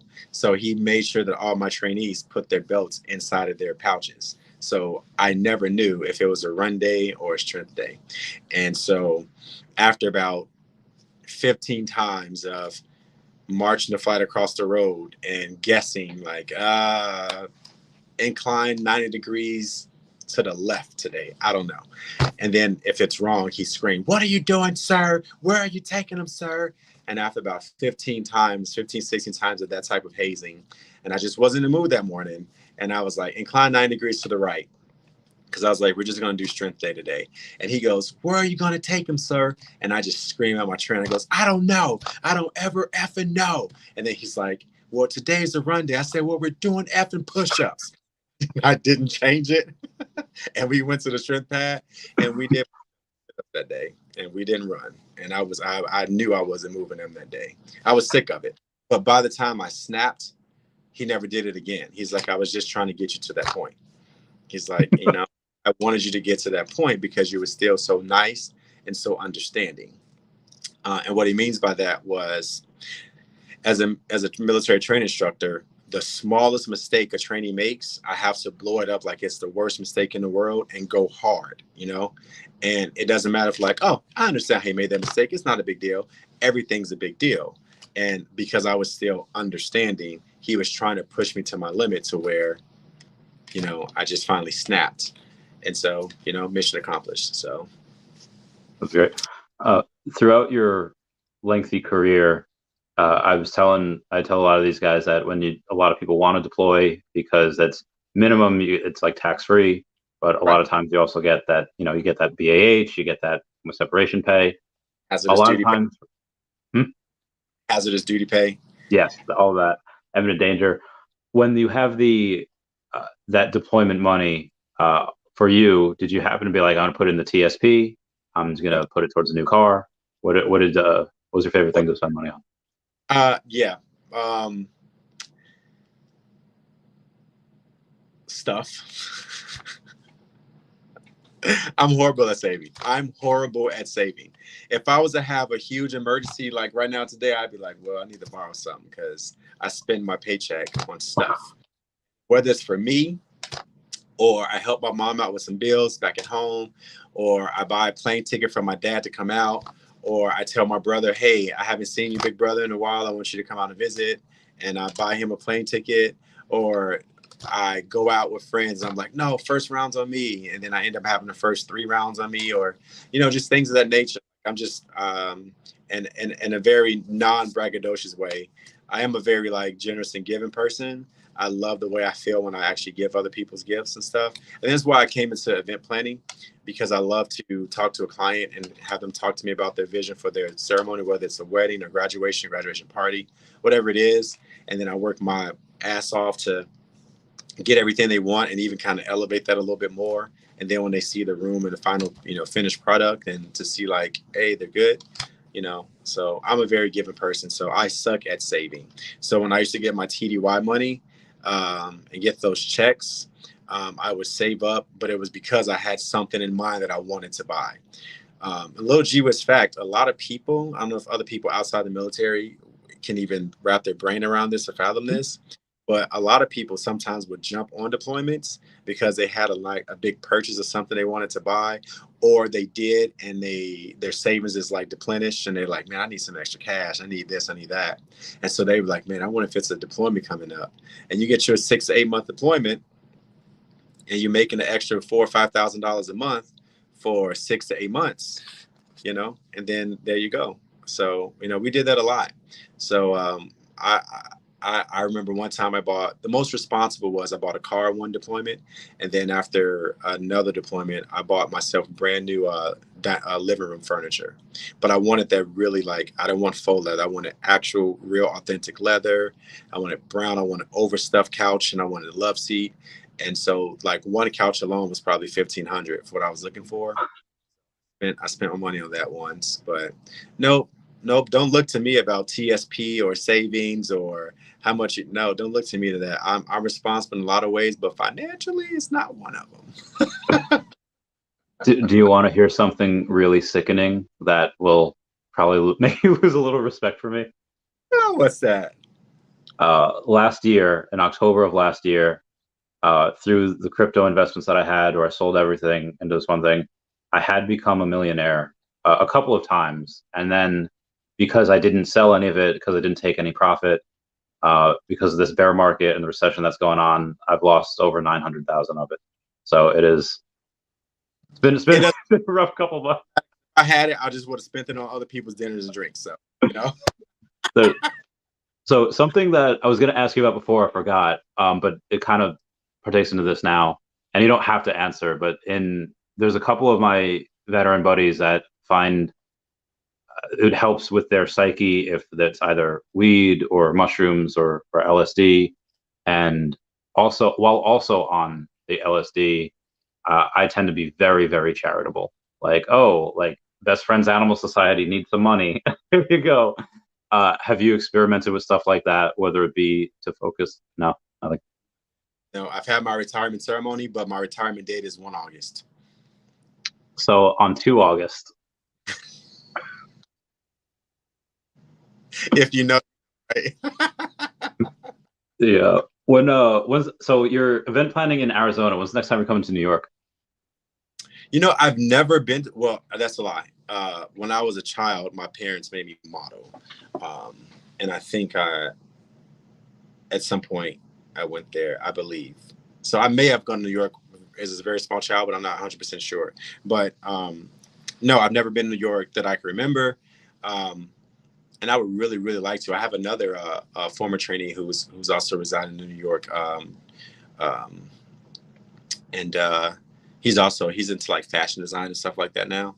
And he's like, you got to come out, well, whatever. So I need to get out there. I do. I need to get out there. I need to find some time to get out there. I've been close by, but never in actual New York. So what part of New York are you in? I'm in Long Island right now. There is a lot of things happening in New York City, whether it's NFT events. A friend of ours is always here. And he's an art gallerist, so he's always doing stuff on different art things. So I'll take you to one of those if you ever come. They're really fun. There is, I've got a bunch of questions here. If we had to serve again, like if we ever had, let's say it's this president or the next one that decides like World War III, we're going to war with someone, would you go back in? Would you go to Space Force? Would you be like, nah, I'm done? I would be like, nah, I'm done. But if I had to, I'd probably pick Navy the next time. Oh, why Navy? Honestly, I think they have fun trips, fun locations. I don't think the job is always fun. I'm not, not ignorant to that front, but I think their mission and being out on the water and traveling constantly to places, unless you have a job that's like a shore job. But I wouldn't pick one of those jobs. I would want to be out and about and traveling the whole time. Do you like being on the water? Not particularly the water per se. I don't mind it though. But I've never been on a cruise or anything like that, so I don't know what it's like to be, on a boat, or a ship for a long period of time. Not let alone one in the Navy. But I guess what I'm saying is, I know what it's like to be on land. I know what it's like to be at an air base, and I'm pretty sure as a Marine or Army, it's the same thing. The one different experience would be Navy, and so that's what I would pick. Cruises are a lot of fun. Not only is there food 24/7, but drinking definitely helps enhance the experience. But there's something that I didn't know that I had. Like I always knew I was not terribly comfortable around water because I'm not really a strong swimmer. So when I tried for like Battlefield Airman like years ago, but I only clicked like 3 of the boxes because I wasn't a really good swimmer, and they needed that for most of them. But there's this thing on TikTok that I didn't know I had until recently. It's called thalassophobia. Have you ever heard of it? What it is fear of like the open sea or like the open ocean. And I was like, well, I've been on cruises before and that's fine, but it's in the middle of the ocean where it's nighttime. You can't tell what way is up, what way is down, and there's waves coming, and you hear these eerie sounds that aren't coming from the boat. It's coming from like these monsters underneath the water, and it's like, oh, and then they show these pictures of these giant octopi and these giant whales. Like, oh man, that gave me the fear. What was that movie with and some may say it's a good movie and some may say it's not, but God,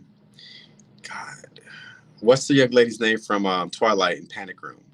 Edward Pattinson? No, the young lady, Kristen or someone. Bell. Kristen Bell? Stewart. Stewart. She played in a movie recently where it was underwater. They were at an underwater like drill site, and they were attacked by monsters underwater. I saw it. I can't remember the name of it though, but I thought it was a pretty decent movie. And if you are afraid of the water, I'm not going to say you shouldn't watch that movie, but it'll solidify that you'll never go near or in water, especially deep bodies of water. Yeah, so that is there's, I don't know, TikTok and the internet and movies give me these weird phobias. Like I've had MRIs done before. I've been in like closed boxes and tight spaces, and I'm fine. But there's these people that they're not even caves. They're like little crevices that they'll crawl into, and they have like this much space to like move their arms and get in there. And that like takes my breath away. I was like, oh, no. Yeah, I've been to something very similar. It wasn't as tight, but there was tight openings. I've done it, so it was scary. A friend of mine here, she and I, we're going to go to a cave, and we drive almost an hour and a half to get to this cave, and I can send you some pictures too. And so we get there, but it's pitch black, and we don't know what we're doing. There's no tour guides. You're just in there, and the only assistance you get. So there's no professionals around. Like you're just on your own. Yeah, and the only assistance you get is on every like 200-300 feet. There's signs that are this big that are reflective with an arrow that says exit to point the right way to go. But that's about it. If you don't have a flashlight to shine on those walls to see it, then you won't see it. And we were in there for about 10 minutes, and I was like, okay, that's enough. Let's go. So we get out of the cave. But being who I am, I was like, no. We drove an hour and a half to get here, and we're not going to go in for just 15 funky minutes. We're like, we got to go back. And so we went back in, we mustered up the strength, and we started hitting some holes in some caves and stuff like that. And there was still one. Let me not paint this picture that I like, you know, just all of a sudden was like fearless and started going down every hole. But there was some tight squeezes that we went through, and I wasn't too afraid. And then there was some spots where it was like completely pitch black, and that scared the hell out of me. But I still went, you know, used my light to get through. But then there was one where it's like a huge hole, but you couldn't see. I think it went this way and then kind of straight down, and it was unknown where it ended up at. And I was like, I'm not that curious. I'm not going down that one. But yeah, so we ended up spending about another 2 hours exploring through there, taking pictures and stuff like that. So I'll send you some pictures. Okay. Yeah, send me that nightmare fuel. So there was there was something that I just saw recently where it was some Google intern or assistant, whatever, that was helping creating this AI, and the AI had apparently, according to this intern, become sentient. And he originally left just on his own, like, hey, I'm taking some leave. And then Google suspended him now for leaking the conversations that this AI had, saying that I feel that you guys are just using me and that it wasn't a big fan of humans. Militarily speaking, do we have like any defense, or do we have any plan of attack when AI becomes sentient, or is that not even been thought of yet? Oh, I have no idea. I was a cop. You're the blighted defense. I have no idea. What do I believe? Well, I believe that if we created a space force in 2020 that's dedicated just to space, I mean, I would like to think that we were equipped and ready for something like that. But I don't know. I was just a cop. I did counterterrorism assessments, anti-threat assessments, did up my reports, and then I went to the bar. So what are your thoughts on I know you weren't counterterror at this point, but in 2016 was when we were in Ollie together.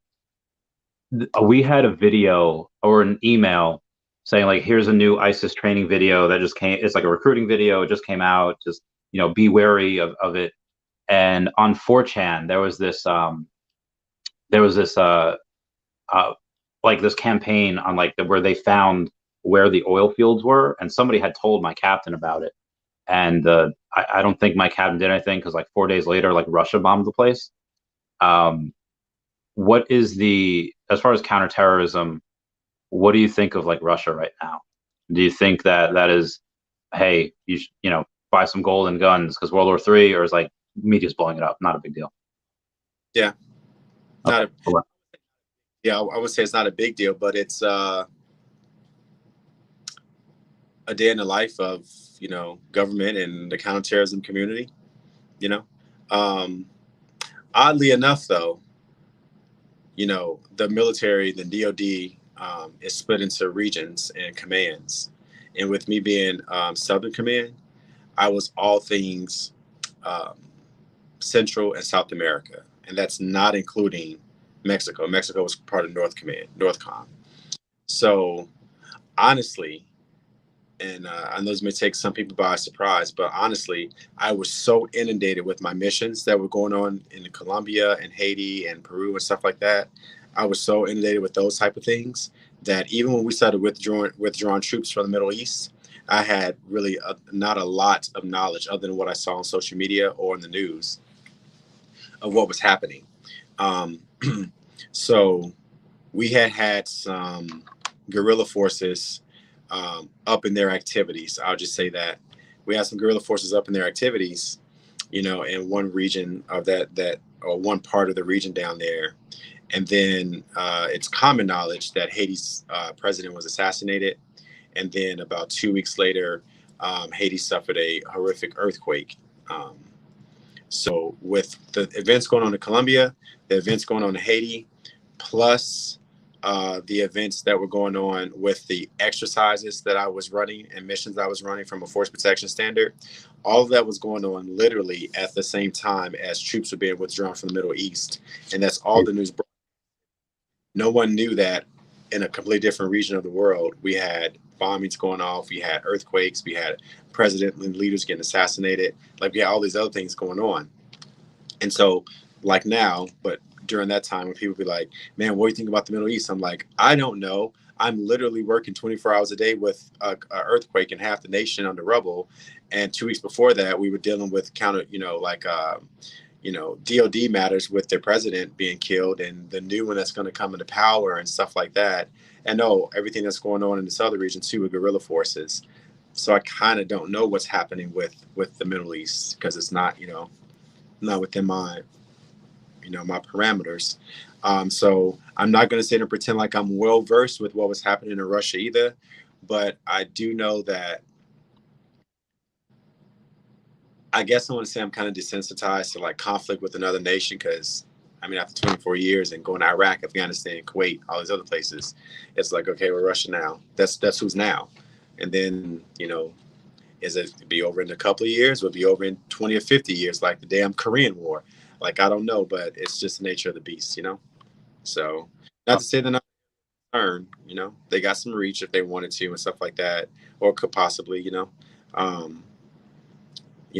and what a lot of people don't realize is that, an enemy of my enemy is a friend, So just because it's Russia doesn't mean that they can't utilize neighbors closer to us that maybe don't like us either and reach out in those ways, So, but again, that's with any other nation.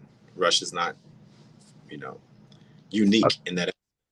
That's why I'm kind of just like, hope, there's not a lot of lives lost, none at all. But, if it is at a minimum, and that, especially the innocent people, the kids and the people who are trying to make a living and, in both countries, both nations, can dodge some of all the craziness that's going back and forth. But it's not going to stop because people are people. And as long as there's money or politics or assets involved or egos even, people will disappoint you. Agreed. There is, so I want to get back into the Peru and Colombia area, but first I wanted to pick your brain on the Navy. Bolshevik says he was on a ship and Pacific, got to do a lot of awesome port calls. What do you make of the Navy video that came out a few years ago where you see this unidentified flying object? They're not sure if it was from a country or from wherever. It was up here. Suddenly it's underneath the water, and then suddenly it's above the water. And it did that seemingly to break the laws of physics. What is your interpretation of that? It's possible. I'm not saying I believe it 100%, or I can tell it was authentic. I don't have no damn computer software to make sure it's authentic or not. I don't know, but I think it's feasible.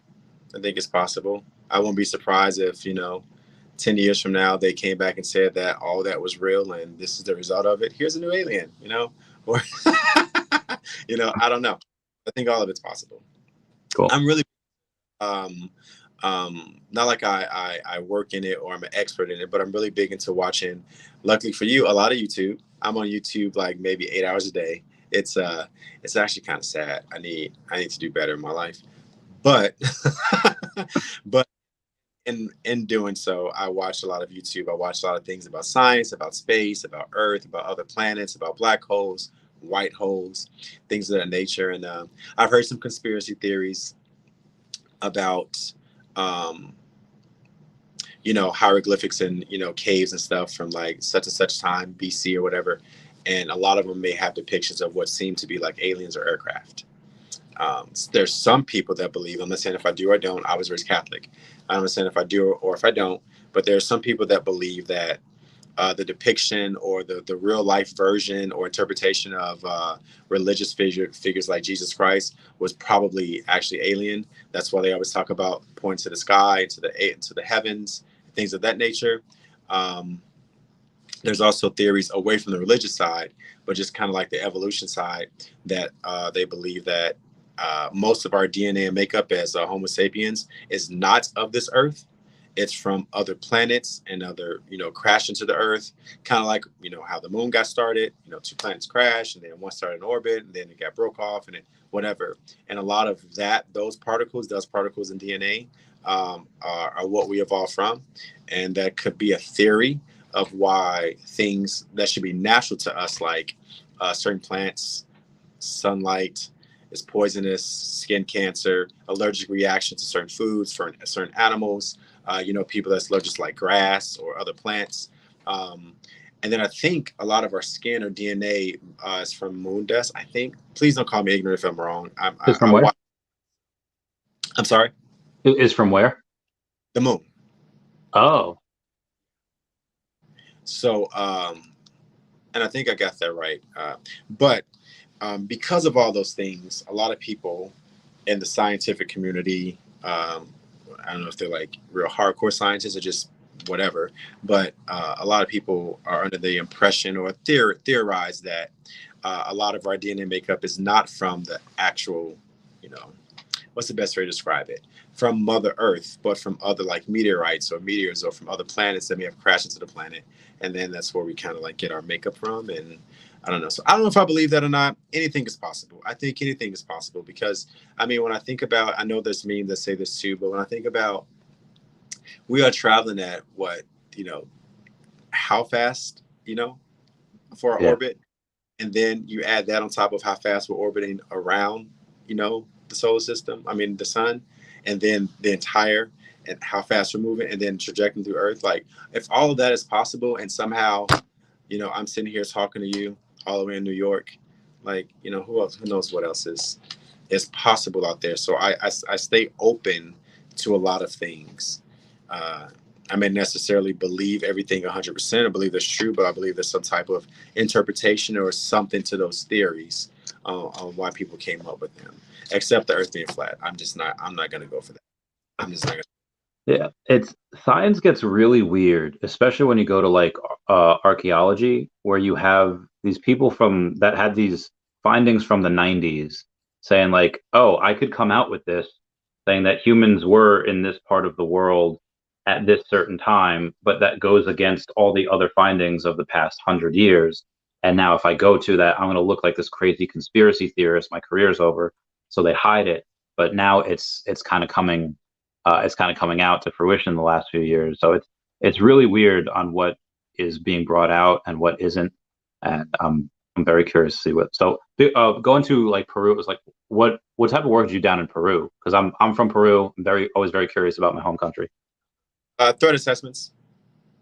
So is Peru a threat? No.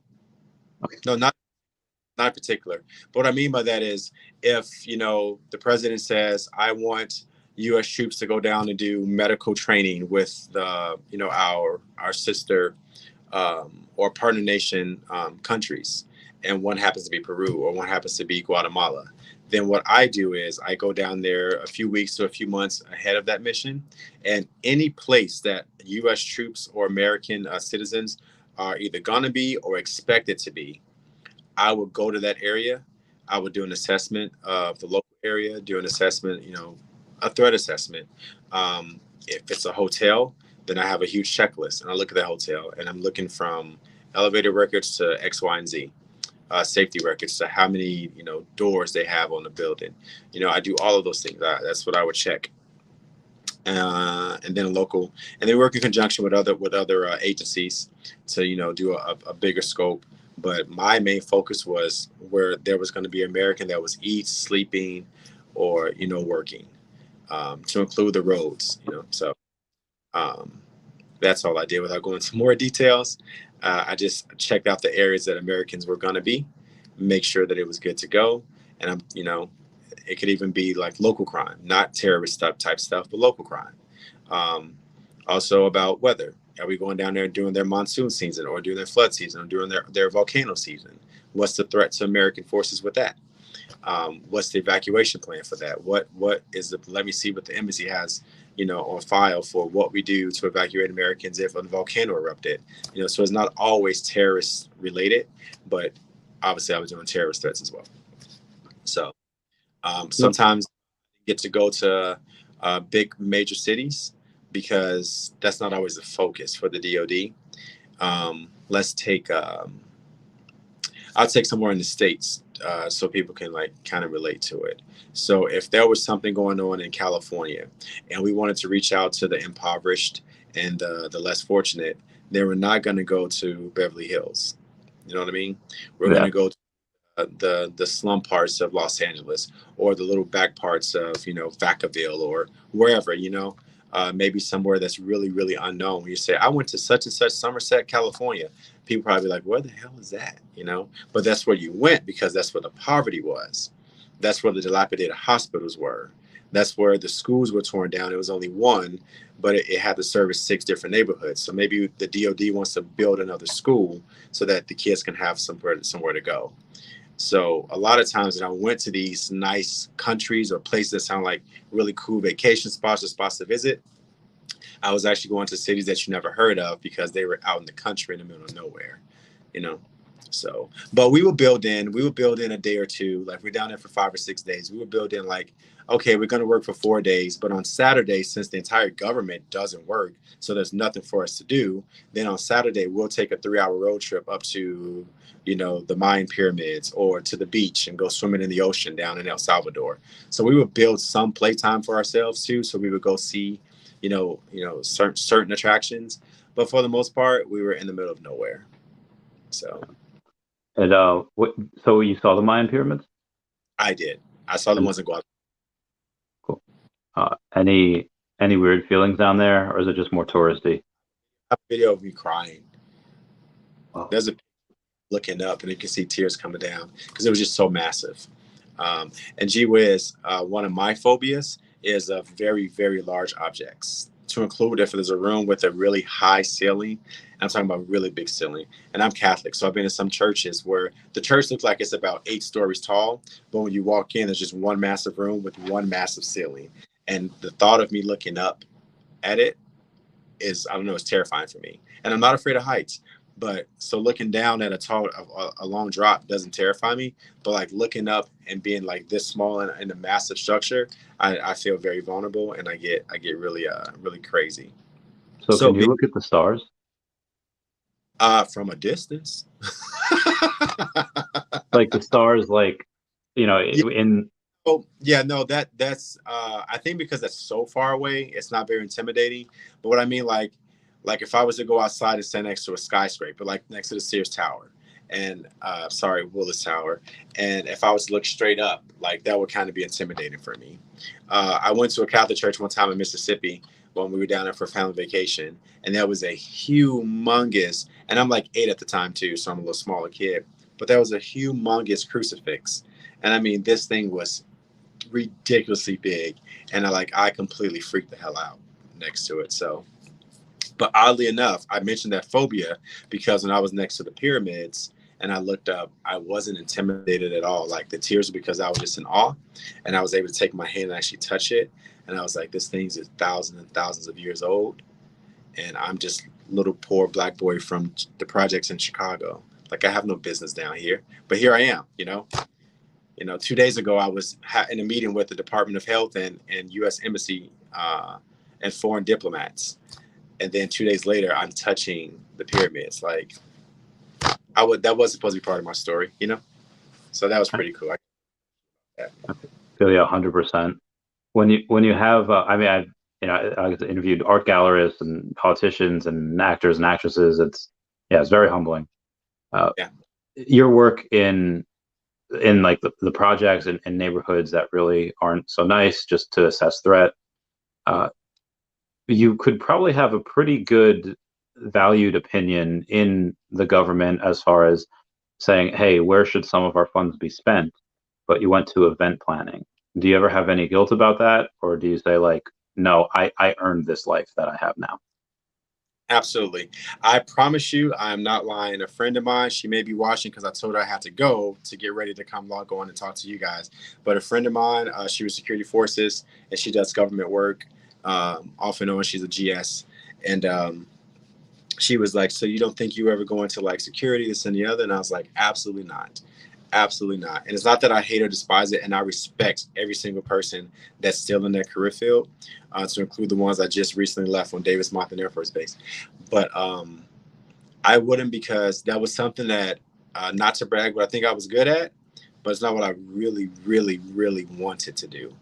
And this is something I've always wanted to do, and I'm satisfied with it. Even now in this job, there's still certain aspects of it that I'm not super excited about.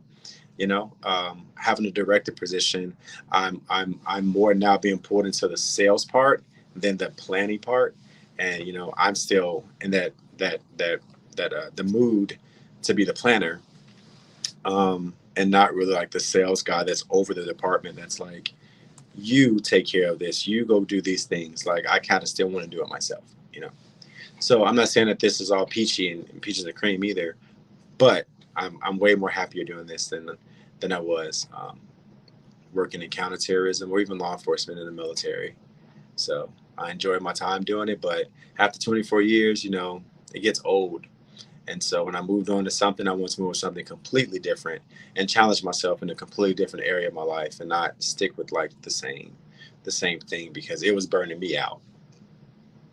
Yeah, I remember a conversation we had in 2016. You're saying that the amount of adjustments that you have to do, having change of command, getting used to a new commander, then deploying and having to get used to a whole new unit, then go into a new shift, like it gets to be a lot. It does.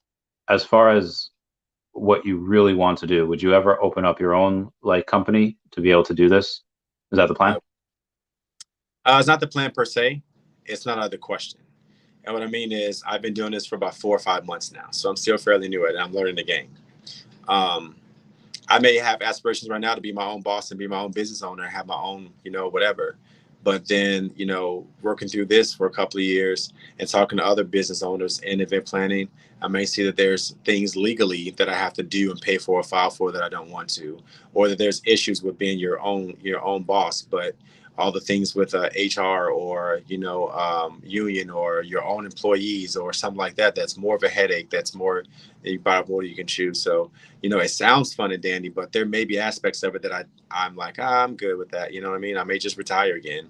And I don't mean after 20 years, like I do this for like 5 to 7 years, and then be like, I'm just going to enjoy retirement now, and not work.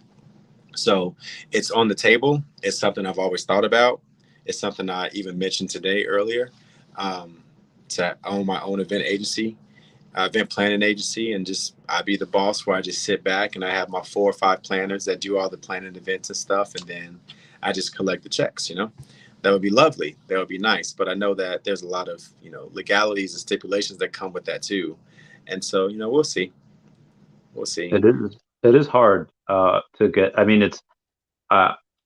Last year, I'd left both my businesses, and I was playing video games, and I was playing piano, and I was like, I was working out like a maniac. But like you said, it's easy to get complacent, and if I felt like a dog without like a working dog without a job, and so I threw myself really big into YouTube. That is something that retirement leaves you a little stir crazy. Yeah, piece of my experience. I retired at 41. I'll be 42 this coming September. For those of you that believe in zodiacs, I'm a Virgo. I don't know if I believe in zodiacs though, but what was I going to say? Yeah, so I feel like I'm fairly young, and so I feel like I still got a few more years in me, and that's why I choose to spend those few more years doing this, and like I said, in 5 to 7 years, either I'm gonna be tired of doing this, and who knows, I could be here for a year and then get an offer to run the event section at a resort in Cancun, and go down there and be the event planner. When people come down there for weddings and wedding receptions and family reunions and sweet 16s, I'm running those. Like, who knows? So, and then from there, I could love it and stay in for 10 years, because I'm still having fun. But I know now, after retiring from one career, that when this is not fun, I'm not sticking around until I hit 20, before I put in their retirement. If it's not fun, I'm not doing it. Yeah, and I'll agree. 5 or year 1.5. If it's not fun, I'm not doing it. You might like working on a cruise ship because everything's different all the time. There's always new people. Sometimes there's the same people, but you go to these amazing places. You work X amount of hours, but then you get to drink. You get to do fun stuff at night. That might be exciting, but I Yeah. can't wait to see. You mentioned that you were Virgo. What year were you born in? I was born in the year of the horse. I don't know what year in the Chinese zodiac you were born in. The what? Chinese zodiac, I'm a monkey. I was your monkey. Gotcha. Okay. So I have kept you for a little bit. Is there anything you want to tell people before we bounce? Somebody put up in the comments, I'm pretty sure 1980 was the year of the monkey. I'm pretty sure. Let me know if I'm wrong. Okay. Anything you want to tell anyone? Any last, in case I really do blow up and you get these a bunch of people watching this at some point, anything you want to say to people? Thanks for putting me on the spot. No, I guess, my story, man, take my story seriously. Like I told you, I've had a pretty rough, upbringing. I came from an area where I wasn't supposed to succeed or survive. I joined the military at 17. I've done 3 or 4 careers within the military. Now I'm on my 5th one. I haven't even gotten 42 yet, and I'm still surviving. I'm still making it. So I don't have any words of wisdom or anything philosophical to say. But I would just say, take my story as a you can too type story. I can do it type story, because I wasn't, statistically, there was some odds against me just based off of, the area I came from. I'm not even talking about race, just the area I came from. And so I would say, keep going and keep striving. I mean, look at you, I know life wasn't always peachy for you and stuff like that. And you've, done your time in the military, service to your country for whatever your reasons are. And I don't care what your reasons are. Just as long as when you did it, you did your damn job and did what you're supposed to do. Who cares what the reason was behind it? But, you've done your time, and now look at you, and in, 5, 6, 7, 10 years, or maybe less, you could be, a household name. I think everybody's even the ones with the bad luck stories or the bad lives, they're an inspiration too. Like my supervisor, they're a great example of what not to do. So that, I guess I would just leave you all with that. That sounds great. Thank you so much for coming on. I'm just going to have you stay back for 30 seconds after I end the broadcast. Thank you, everyone, for joining us. This was great. Everyone say bye-bye to my dog statue, Dashy.